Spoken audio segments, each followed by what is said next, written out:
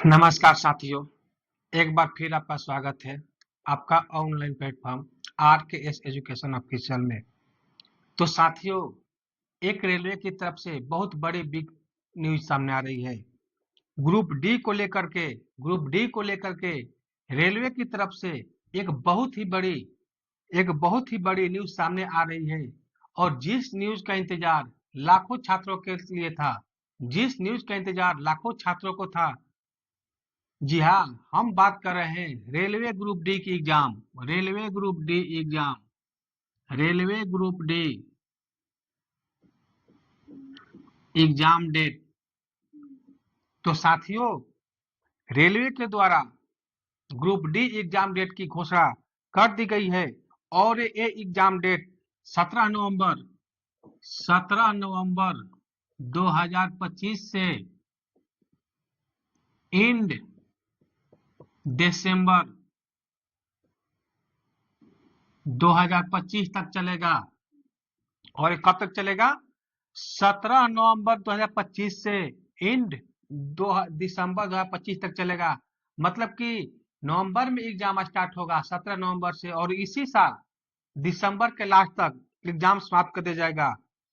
अर्थात exam date 17 नवंबर से चालू होगा और दिसंबर 2025 को अंत होगा।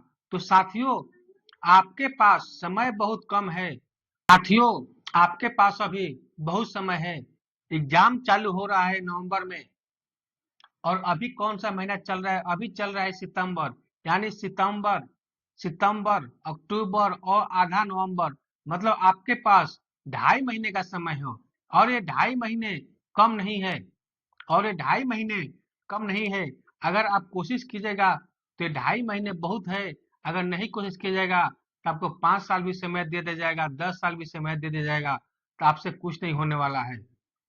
तो साथियों, अगर आपको इस बार ग्रुप डी में अपना एक सीट कंफर्म करना है, एक सीट पर दावेदारी पेश करना है और नौकरी पक्की करनी है, तो इसके लिए आपको अच्छे से तैयारी करना पड़ेगा।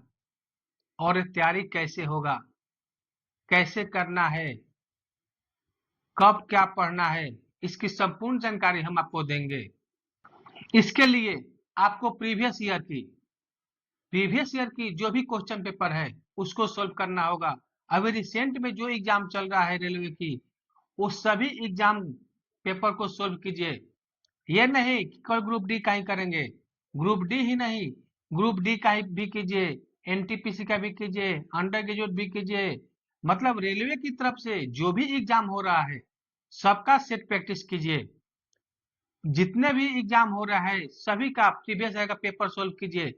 प्रीवियस ईयर के पेपर सोल्व करने से क्या होगा कि आपको आइडिया चलेगा कि कैसा कैसा क्वेश्चन पूछ रहा है, लेवल क्या है। इससे आपको क्या होगा कि जो आगे आने वाली है ग्रुप डी की एग्जाम, उसमें आपको आइडिया मिल जाएगा, अंदाजा मिल जाएगा कि इस लेवल से हमें तैयारी करना है, इस टाइप का क्वेश्चन पूछ रहा है। इससे आपको बहुत प्रॉफिट होगा। तो इसके लिए हम क्या बोल रहे हैं कि एक तो सेल्फ स्टडी कीजिए, दूसरी सेट प्रैक्टिस कीजिए। सेट प्रैक्टिस के बाद प्रीवियस ईयर का भी सेट प्रैक्टिस कीजिए। प्रीवियस ईयर के जो भी क्वेश्चन है वो को सोल्व कीजिए। सोल्व करने से यही फायदा है कि आपको मैथ, रीजनिंग, जो भी टॉपिक फंस रहा है उससे आपको मालूम चलेगा कि हमें इस टॉपिक कमजोर है, इस टॉपिक को कैसे मजबूत करें। तो इससे आपको ये मालूम चलेगा। बाकी हम आपको बताते रहेंगे कि कैसे तैयारी करना है। क्या कीजिएगा कि जीएस में और जीके में आपके नंबर में बढ़ोतरी हो। अगर आपके 15 नंबर आ रहा है तो क्या कीजिए कि 20 नंबर आएगा, फिर क्या कीजिएगा कि 25 नंबर आएगा। तो ये ऐसे नहीं होगा, इसके लिए आपको मेहनत करना पड़ेगा। और रहा मैथ रीजनिंग का, तो मैथ और रीजनिंग में आपको कैसे फुल मार्क्स लाना है, इसके लिए भी आपको अच्छे से प्रैक्टिस करना होगा, मैथ बनाना होगा। मैथ याद करने से नहीं होगा, रटने से नहीं होगा। मैथ के लिए आपको प्रॉपर प्रैक्टिस करना होगा, ताकि मैथ में जो भी हो आपको अच्छे से मार्क्स मिल सके। रीजनिंग सेट लगाना ही होगा। सेट लगाने से क्या होगा कि जो भी रीजनिंग है उस सभी टाइप के सही प्रकार की रीजनिंग मिलती रहेगी और उससे क्या होगा कि आपका रीजनिंग सोल्व करने का तरीका, अंदाज और क्वेश्चन इजी लगने लगेगा। और उसके साथ सेट प्रैक्टिस करने से एक चीज और क्या फायदा है, सबसे बड़ी फायदा है टाइमिंग। सबसे बड़ी फायदा है टाइमिंग। अगर आप सेट प्रैक्टिस नहीं करते हैं, अब सोचते हैं डायरेक्ट हम जाएंगे पढ़ करके एग्जाम देंगे, तो ये आपका सोच गलत है। क्योंकि आप याद है मैथ भी बना लेते हैं, रीजनिंग भी बना लेते हैं, सब कुछ बना लेते हैं, कहीं गलती नहीं करते हैं, लेकिन दिक्कत क्या होता है कि आपका टाइमिंग सही नहीं रहता है। आप सेट प्रैक्टिस किए नहीं है, आपको अंदाजा नहीं मिल पाता है कि हम कितने समय में मार पाएंगे। तो क्या होता है, आप सब जानते हुए भी डायरेक्ट सीधे एग्जाम में बैठते हैं तो क्या पता चलता है कि टाइम तो समाप्त हो गया और हम 100 में केवल 70 क्वेश्चन तक ही पहुंच सके, 65 तक ही पहुंच सके, 60 तक ही पहुंच सके।